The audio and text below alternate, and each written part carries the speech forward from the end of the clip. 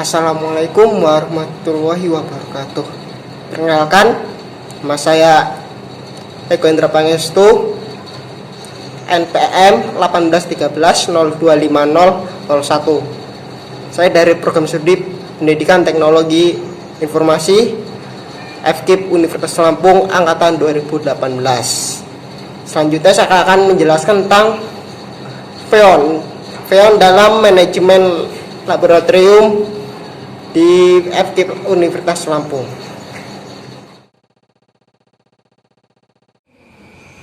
Di sini saya akan menjelaskan tentang latar belakang manajemen laboratorium dengan FEON, di mana manajemen laboratorium adalah usaha untuk mengelola laboratorium. Bagaimana suatu laboratorium dapat dikelola dengan baik sangat ditentukan oleh beberapa faktor yang saling berkaitan satu dengan yang lainnya. Beberapa alat lab yang canggih dengan staf yang profesional yang terampil belum tentu dapat beroperasi dengan baik jika tidak didukung oleh adanya manajemen laboratorium yang baik. Oleh karena itu, manajemen lab adalah suatu bagian yang tidak dapat dipisahkan dari kegiatan laboratorium. Suatu manajemen lab yang baik memiliki sistem organisasi yang baik, uraian kerja, job description yang jelas, pemanfaatan fasilitas yang efektif, efisien, disiplin, dan administrasi lab yang baik pula. Bagaimana mengelola lab dengan baik adalah menjadi tujuan utama, sehingga semua pekerjaan yang dilakukan dapat berjalan dengan lancar. Dalam penanganannya harus dikelola oleh kepala laboratorium yang ahli, terampil di bidangnya, dan berdedikasi tinggi serta penuh tanggung jawab, termasuk peranan tenaga laboratorium yang bertanggung jawab atas semua kegiatan operasional yang dilakukan di laboratorium masing-masing. Keamanan dan keselamatan laboratorium serta keselamatan kerja di laboratorium merupakan faktor penting dalam pengelolaan manajemen laboratorium. Hal ini perlu perhatian dari penanggung jawab kegiatan laboratorium. Penanggung jawab pelaksana kegiatan tidak boleh membiarkan melakukan kegiatan tanpa pengawasan dan bimbingannya, terutama kepada murid-murid yang masih hijau dalam melakukan kegiatan di laboratorium. Oleh sebab itu, penanggung jawab pelaksana kegiatan laboratorium harus bertanggung jawab atas keamanan dan keselamatan laboratorium pada umumnya serta keselamatan kerja praktikan. Nah, oke, kita mulai. Di sini saya akan menjelaskan cara install FEON Master dan FEON Service. Di mana FEON Master itu untuk si guru dan FEON Service itu untuk si murid atau klien yang akan dikontrol oleh guru tersebut. Nah, di sini saya sedang membuka aplikasi FEON yang akan diinstal. Nah, ini adalah tampilan dari FEON 4, yaitu berguna untuk mengatur semua komputer yang ada di laboratorium dengan satu komputer server. Nah, di sini saya akan yang pertama kali diinstal adalah FEON Masternya, yaitu sebagai server. Nah, yang pertama kita klik next, selanjutnya kita klik I agree. Nah, setelah itu kita pilih tempat destination foldernya, yaitu di program files /FEON. FEON-nya adalah nama aplikasi tersebut. Nah, setelah itu kita next. Nah, di sini ada pilihan komponen yang akan di-install, yaitu ada Fion Service, Fion Master, dan Interception Driver. Karena saya akan menginstal Fion Master, sehingga saya checklist Fion Masternya. Setelah itu kita klik next. Nah, di sini kita tunggu beberapa menit. Tidak sampai 1 menit, sekitar 30 detik sudah selesai. Kita tunggu. Nah, setelah selesai, kita klik yang Run Fion Configurator Now dan kita klik finish. Nah, kita tunggu. Nah, setelah itu kita masuk di Fion Configuratornya. Yang pertama yaitu di general. Di methodsnya saya pilih Key-Value Authentication, bukan Logon Authentication. Kalian juga bisa menggunakan Logon Authentication. Nah, setelah selesai kita lanjut ke service. Kita lihat apa saja akan ditampilkan. Nah, kita show notification when under blocked. Setelah selesai kita masuk ke authentication cache. Di sini karena masih kosong, maka saya akan membuat new create pair. Yaitu di sini kita klik create pair. Nah, setelah itu kita berikan namanya. Di sini adalah lab komputer PTI. Nah, setelah itu kita klik OK. Dan kita klik OK lagi, dan muncul seperti ini. Nah, ada dua tipe. Yang pertama ada privat, yang kedua ada public. Nah, itu.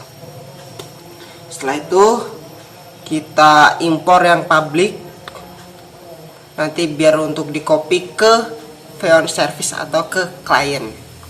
Kita klik publicnya dan ekspor key. Kita letakkan di musik biar sama. Lalu kita klik save dan OK, dan sudah selesai. Nah, selanjutnya kita buka di location dan computers. Di sini adalah PC-PC yang akan kita kontrol dan nama lokasinya. Di sini karena saya kemarin sudah pernah menginstal, di sini ada lokasinya, ada lab komputer. Dan di sini ada PC1 dan host 192.168.02. Kita juga bisa menambah di sini, mengasih nama PC2 dengan host atau IP address 192.192.68.3. Selanjutnya, setelah itu jika sudah selesai, kita klik apply dan yes, dan ada stopping service Fion Service. Kita tunggu. Sudah selesai, maka kita sudah selesai menginstal Fion Masternya. Selanjutnya kita akan menginstal Fion Service di laptop murid atau klien tersebut.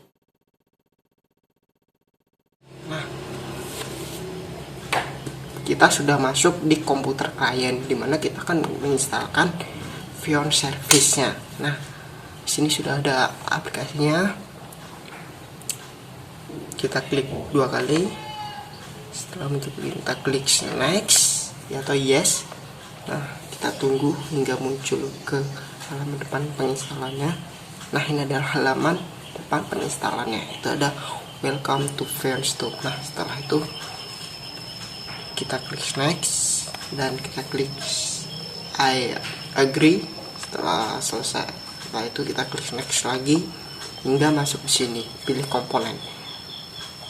Karena kita akan menginstalkan Fion Service, maka Fion Master kita hilangkan atau kita hilangkan centangnya. Nah, setelah itu kita klik install. Tunggu beberapa detik sampai selesai.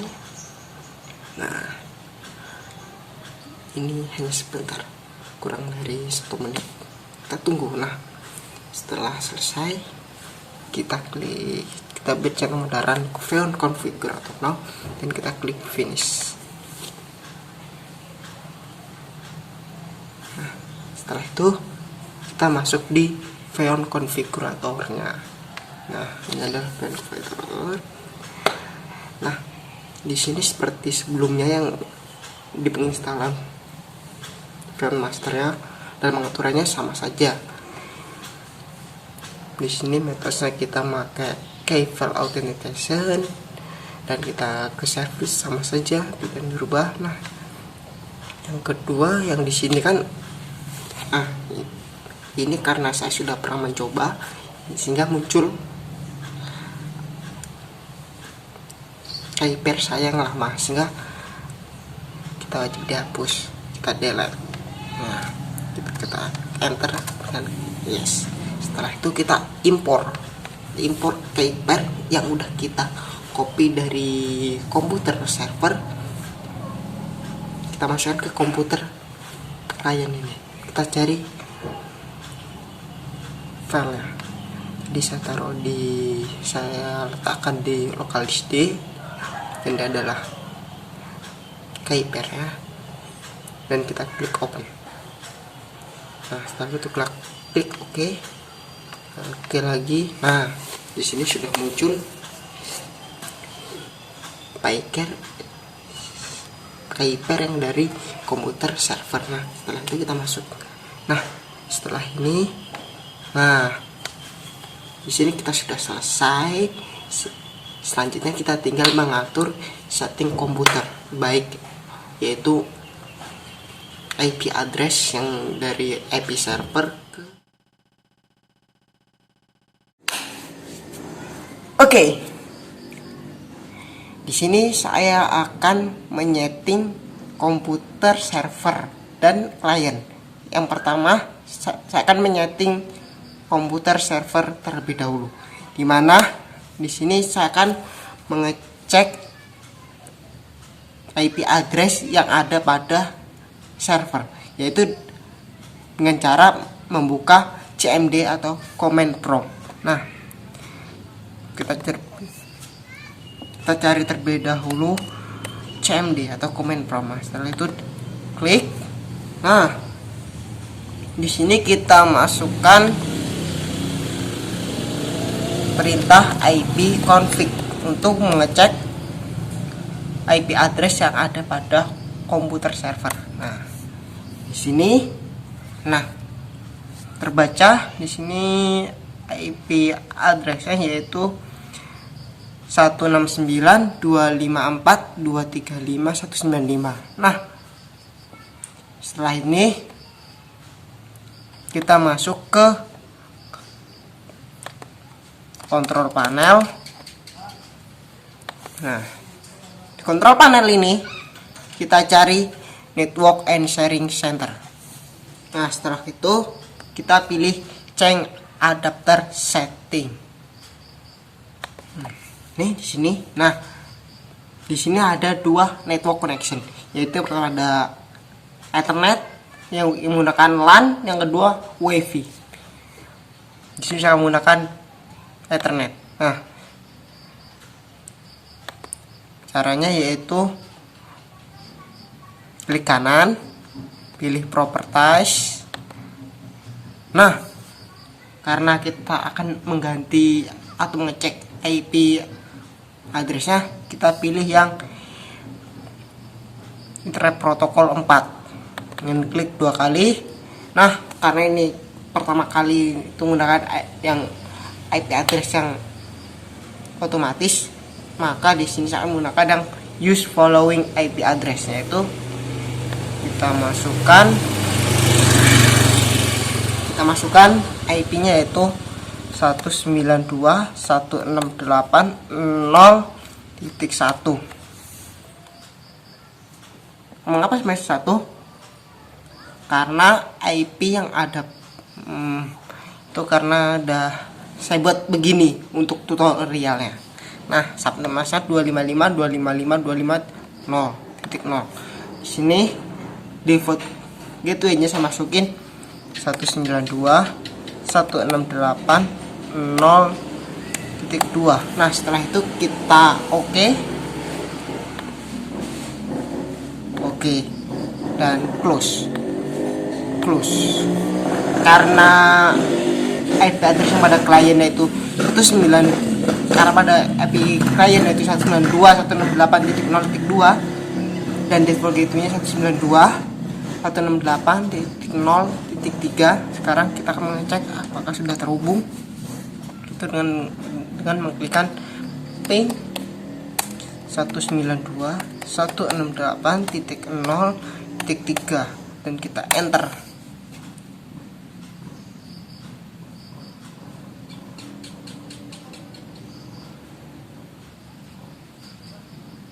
Nah, di sini gagal. Berarti kita ping 192.168.0.2 dan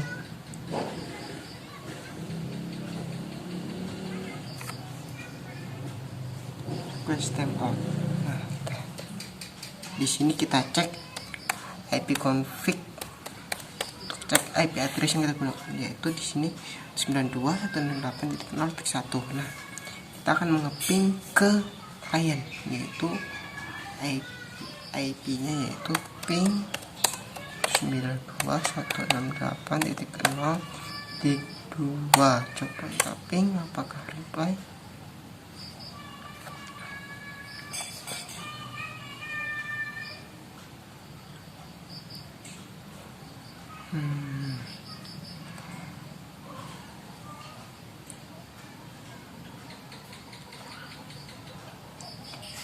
Karena tidak bisa, kita ping ke default gateway-nya 8.168.0.1. Kita ping apakah jalan, ya dia berhasil jalan.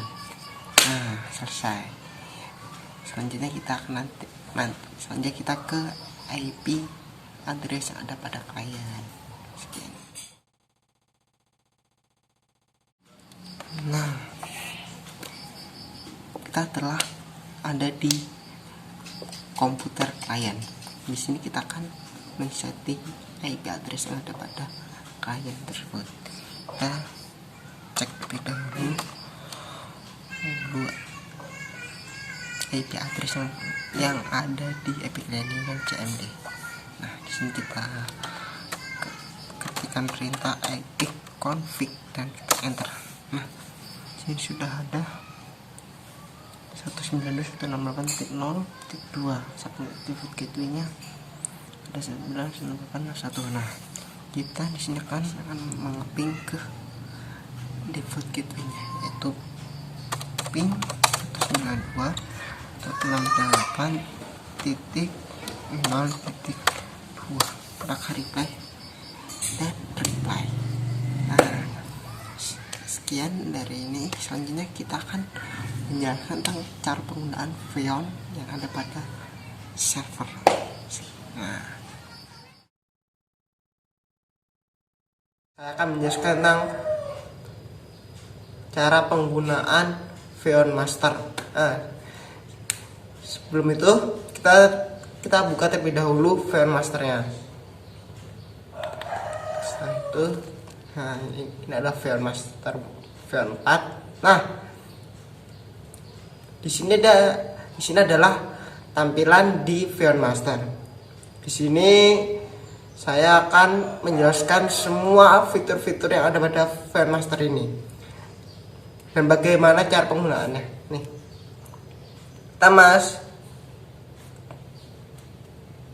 kita klik dulu yang location dan komputer untuk melihat. Nah, ini location kita dan ini adalah PC atau komputer yang kita kontrol. Karena yang terhubung hanya PC 1, ya maka yang muncul PC 1 sebagai klien. Ini ada nih. Setelah itu di sini ada fitur monitoring, yaitu untuk seperti ini, untuk memonitoring atau melihat kerja pada masing-masing PC klien. Selanjutnya kita ke full screen demo, yaitu full screen demo ini adalah, nah, dia membuat tampilan penuh.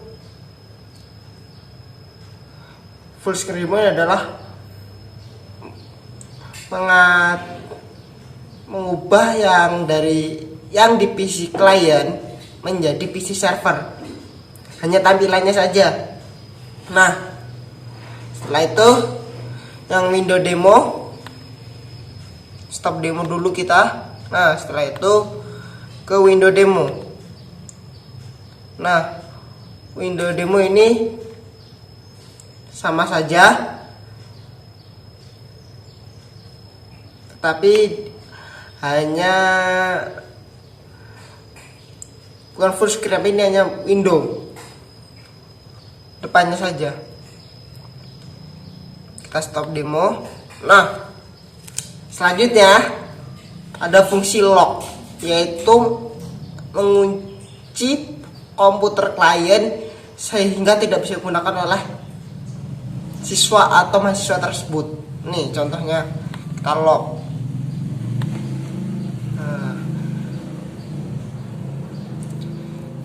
Kita bisa keluarkan unlock. Nah, sebelahnya ada remote view, yaitu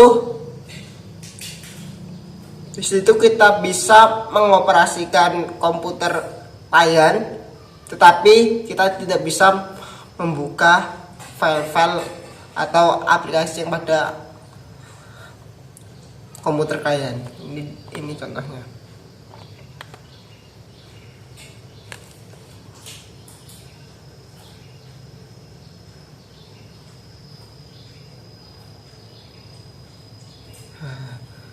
Kita tidak bisa mengontrol atau membuka aplikasi yang pada komputer klien. Stop demo. Nah, setelah itu kita ke remote control. Nah, kalau yang remote control ini kita bisa membuka aplikasi atau yang lainnya yang ada pada komputer klien. Kita bisa mengoperasikan semuanya. Kita tunggu sebentar, connecting.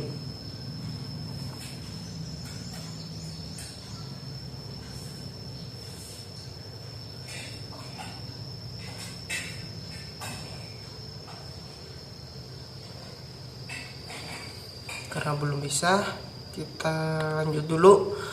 Yang power on, reboot, dan power down itu fungsinya untuk mengulang. Kalau yang power on adalah menghidupkan PC, kalau yang reboot itu buat dia merestart, dan yang power down itu untuk mematikan PC yang ada pada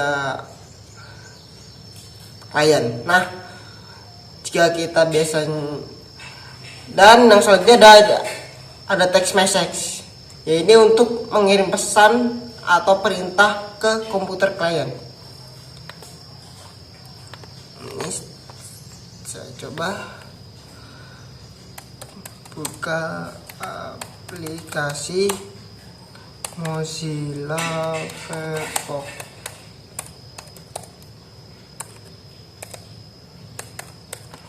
Coba kita kirim, apakah muncul? Dan itu terlihat berhasil. Dan sebelahnya yang run program, yaitu untuk memerintahkan membuka aplikasi yang ada pada, kita coba si Firefox, apakah berhasil?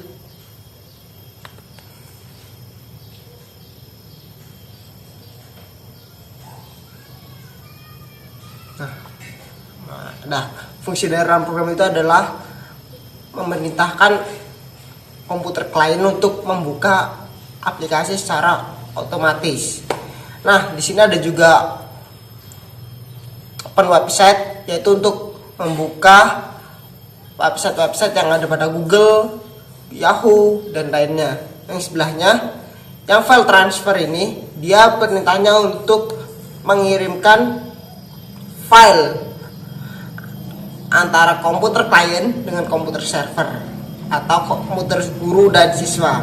Nah, yang sebelahnya ada screenshot yang berfungsi untuk mengcapture tampilan yang ada pada ViewMaster ini. Di sini dan dia belum bisa dibuka ialah remote control.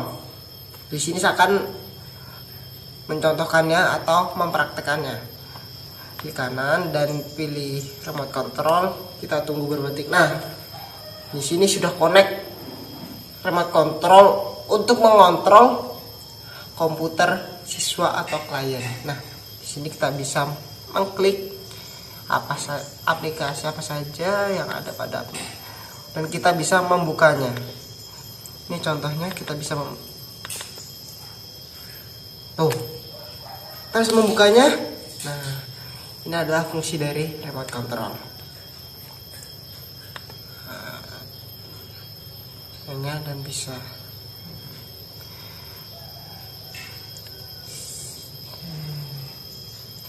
seperti ini fungsinya dan